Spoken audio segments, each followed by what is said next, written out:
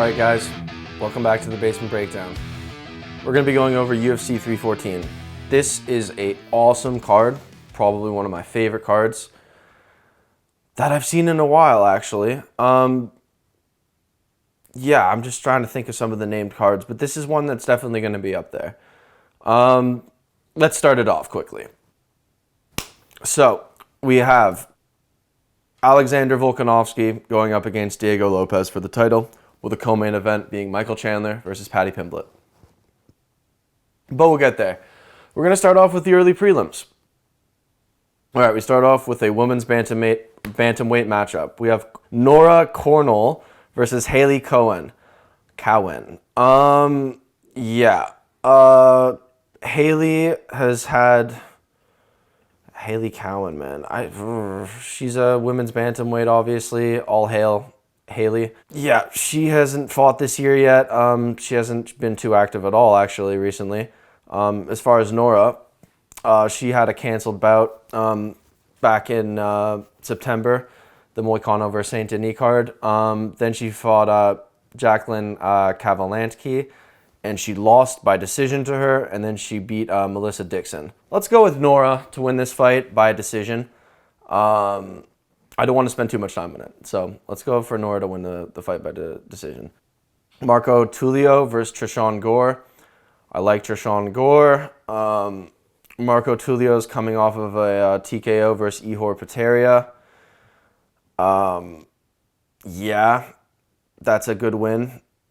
And then we have Trishan Gore, who's 30 years old. He's also coming off of a win versus Antonio Tricoli. That was a submission in the first round. He is Mr. Vicious, so I'm expecting him to bring that same energy into this fight. I'm expecting him to... no, I am not expecting it. Yeah, he's probably going to be an underdog. Marco Tulio probably has more tools in his arsenal to get it done. I like Trishan Gore, but I think Marco Tulio is probably going to get it done by either a KO or a unanimous decision. But we'll see. All right, Alberto Montez versus Roberto Romero. Alberto Montez is 11-1. He's a little bit older. The Promise, I believe this is his first fight in the UFC, so it'll be against Roberto Romero, who has fought before versus David Onama, who he lost a decision to. And, yeah. We have our next fight, which is in the UFC flyweight division. We have Sue Muderje versus Mitch Raposo. I've seen the Tibetan Eagle fight before. He lost to Charles Johnson back in 2024, and then Tim Elliott. And then we have Mitch Raposo, who lost to Andre Lima, undefeated, who we saw fight recently. These guys are both coming off of losses. They're kind of within the same age range. But I see Sue, from what I've seen from Sue, it looks like he's probably, again, like more equipped probably to deal with this sort of matchup than the opposing fighter, Mitch. So I think Sue will probably get it done by a decision. Let's move up. Darren Elkins, who's the first guy Charles Oliveira ever fought in the UFC. Darren threw him down on the ground, and then Charles used his jiu-jitsu and submitted him. He's fighting Julian Erosa, the man himself. Darren's old, man. Julian Erosa is coming off of that win versus Christian Rodriguez. He's also coming off a win versus Ricardo Ramos. And then before that, he lost to Fernando Padilla. So he's going on a little nice two-fight win streak right now. And we have Darren Elkins, who's 40 years of age, man. He beat his last opponent, Daniel Pineda, who's not a bad opponent, by decision, and then before that, he beat TJ Brown by submission. I like Darren Elkins. I just think that Julian Erosa is probably he's a little younger, and I think that his activity is going to help him a lot. I think that he's going to look better. So I think that Julian Erosa is going to submit him in the second round or win a decision. But yeah, we're going with Julian Erosa, guys. All right, early prelims. This is a pretty good early prelim card, actually. So Cedricus Dumas is fighting Mikhail Olajancic, or whatever his name is. I'm surprised he's still in the UFC. He lost to Shara Putin, Kevin Holland, and before that, Michelle Pereira. So he's coming off of 3 losses. And then before that, he beat Chidi Ujikane, which is a good win. But then before that, he lost to Cal Barajo. Yeah, this is probably going to be it for Michael if he loses it, which I fully expect him to. He's a guy who has good jiu-jitsu, sort of. Not really, like he's an all-around not bad fighter. I mean, decent striker. He's just not that great, I guess, at the end of the day. So this is probably another test for Sergikas Dumas, still coming up in his division. Needs a couple more fights before they give him a big name. I think he'll probably take Michael to a decision, win that decision, and then Michael retires. That's going to be my guess. That caps off the early prelims. Now we go to the preliminary card, the real deal, which could be a main card, and I like it when those prelims look like a main card. They make me very happy. Jim Miller is fighting Chase Hooper. Chase Hooper continues to fight guys who are twice his age in the UFC to improve his win streak. So yeah, naturally after Clay Guida, you go to the next oldest guy in the UFC, being Jim Miller. So yeah, Chase Hooper is going to beat Jim Miller. I don't really want to spend too much time on this. I don't think there's a chance. Like, Jim Miller is a good fighter. I mean, he beat Damon Jackson after he lost to Bobby Green, and before that he beat Gabriel Benitez, who's also a decent fighter. Chase Hooper is so much younger. He's so tall. He'll be able to keep the distance. His jiu-jitsu is very good. Jim Miller's great, but this is going to be another easy win for Chase Hooper. All right, guys, our next fight. We have Yan Jinan. Oh God, she fought for the title against Zhang Weili. She's very good. She actually knocked down Zhang Weili, which was very impressive. She looked very good on the feet. She's fighting Verna Jajiroba, the woman who looks both ways. Both very good fighters. Verna's very, very good on the ground. She submitted Amanda Lemos, Lupi Godinez, and Marina Rodriguez. She only has lost, I believe, to Amanda Ribes, Mackenzie Dern back in the day, and Carlos Esparza. So besides that, she's won all her matchups, which is very good. This is going to be a big test for Yan Xiaonan. She looked a lot better in her last fight than she previously did. She beat Tabitha Ricci very, very unanimously, very easy. The problem with this fight is Verna's very good on the ground, so if she can, I don't doubt that she has better jiu-jitsu than Yan Xiaonan, but I know that Yan has much better stand-up. This is a 3-round fight, so because of that, I'm going to go with Yan Xiaonan to win. I think it's going to be a 29-28 decision. If Yan can keep Verna from taking her down, then I think she's going to have an easier night, to say the least. We have Dan Ige versus Sean Woodson. That's a sick fight. Really awesome fight. Sean Woodson's a dog. I pick him in most of his matchups. He beat Fernando Padilla his last time out, then Alexander Kakaris. Yeah, he's on a very, very, very, very nice streak, besides the Luis Saldana decision, which was a majority draw, so he doesn't actually have a loss on his record. There's just that. And then we have Dan Ige. I really like watching Dan Ige. I loved when he stepped up late notice to fight Diego Lopez.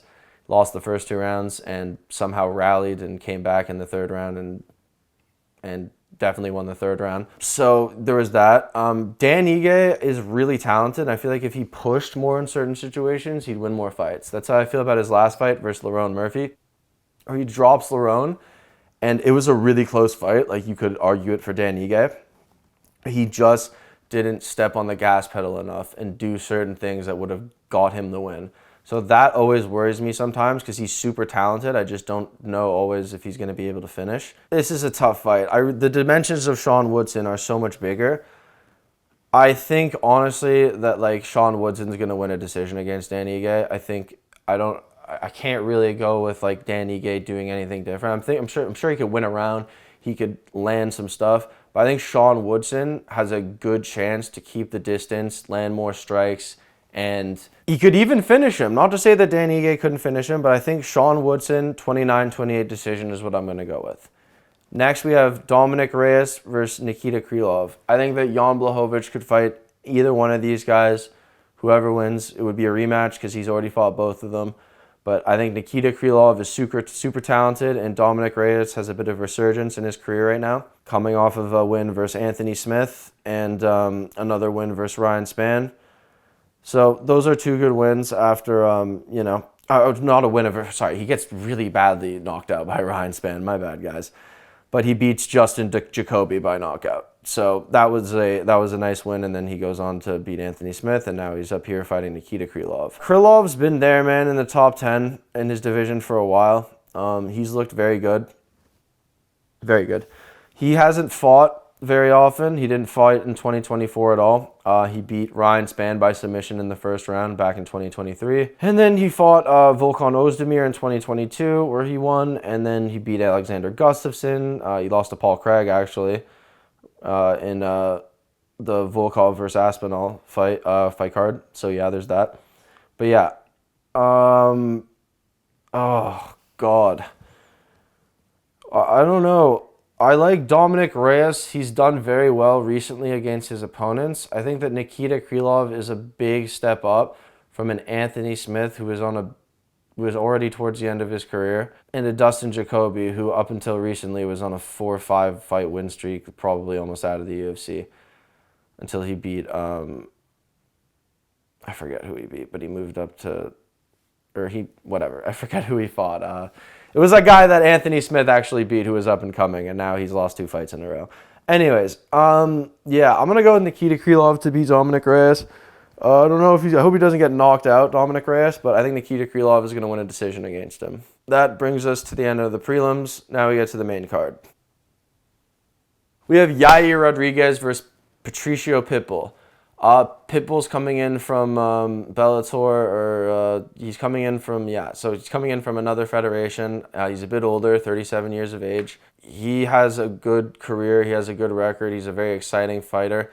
He's going in there against Yair Rodriguez, who's an extremely fun, talented guy to watch. Yair Rodriguez is coming off of that loss to Brian Ortega. He's taken some time off after that. Yair Rodriguez almost KO'd Brian Ortega. And he really almost had him out of there, but Brian Ortega rallied in the third round and survived, and then submitted Yair Rodriguez in the third round. That was crazy. But before that, he fought for the title, lost to Volk, beat Josh Emmett, which is a good win. He beat Brian Ortega the first time, I believe, due to an injury in the first round. He has some very good wins, Yair Rodriguez. He's fought the best of the best. I think Pitbull is very old. I think that this will be a cool fight for Yair Rodriguez. I think this is something that you do for him that helps him, give him some more hype. It's a name, it's good, and it kind of just keeps that hype around him, and that it just keeps that mystique, that hype, and he gets to keep all that. So I think with that being said, he's going to win his matchup. I could see him KOing him, and I could also see him winning a unanimous decision. But I see one of those kicks. I see him landing a body kick or a head kick that KOs him, and we'll say that happens in the third round. Here's a big one, guys. Bryce Mitchell and Gene Silva. Yes. After Gene Silva's last win, he called out Bryce Mitchell. They had the press conference recently in Miami where basically Gene Silva got up and he was with a globe, and he was basically pissing off Bryce Mitchell and stuff. So that all went the way it went. And so they're fighting, guys. That should be a good fight. Bryce Mitchell is a big step up an opponent for Gene Silva. Bryce Mitchell's coming off of a win versus Kron Gracie. I don't know why he ended up fighting him. Before that, he got knocked out by Josh Emmett. Bryce is definitely going to have the ground game advantage. His jiu-jitsu is very good. We haven't seen Gene Silva really have to go to the ground too much. But I think Gene Silva is really good as well. He's part of the fighting nerds. I think that Gene Silva has the striking advantage, while Bryce Mitchell is still good at striking, but he's more on the ground. So I think Gene Silva is probably more than likely going to get it done. I think he's going to KO Bryce Mitchell in the second round. But if not, I think it'll go to a decision where Gene Silva wins 2 rounds to Bryce Mitchell's 1. The next fight, co-main event, Michael Chandler versus Paddy Pimblett. Yeah, guys. Michael Chandler versus Paddy Pimblett. They rumored that Chandler would be maybe fighting Arman Tsarukyan. Not really too many other fights were rumored, but they are doing him versus Paddy Pimblett. This is a good fight for Paddy Pimblett because it gets him higher in the rankings and it's a real opponent. He's coming off of that submission win versus Bobby Green, so he's got to take a step up. I'm not sure how Michael Chandler is still ranked number 7, having lost majority of his fights, while being there to the top of the top, and some of them are very good fights. It's just kind of interesting how you just kind of hand him guys who are like title contenders and really coming up. But I guess that's what you kind of do because he's an exciting fighter. I think this will be a fun matchup. I think Paddy is going to have a hard time taking Michael Chandler down. I think Michael Chandler has the striking advantage on the feet. I think he's very powerful and erratic. I see it being a bit of a struggle for Paddy, but I see him winning a decision against Michael Chandler. And then I'm not sure what you do with Michael Chandler after.